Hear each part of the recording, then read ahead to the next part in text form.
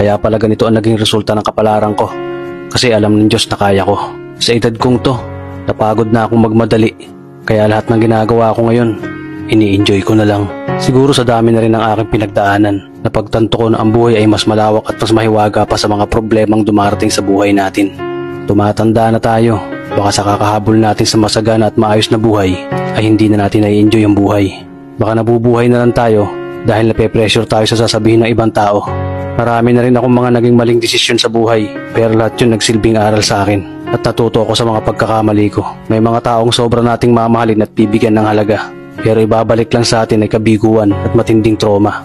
Kaya wag nating lilingunin ng mga taong tulad nila dahil mas payapa kapag hindi ka na interesadong malaman pa kung ano pang balita sa kanila. At wag mong idepende ang sarili mo sa kahit kanino. Tandaan mo, kahit sarili mong anino, iiwan ka din nito kapag madilim na ang paligid mo. Kailangan natin matutunan na wag ikumpara ang sarili natin sa iba dahil hindi natin laban ang laban nila. Karera mo to, di nila karera. Dahil ang buhay ay hindi naman nasusukat sa kung sino ang mayaman, kundi kung sino ang payapa. Kaya galingan mo lang palagi tol dahil napakaraming tao mapanghusga, hihilahin ka pababa at lagi mo tong tatandaan.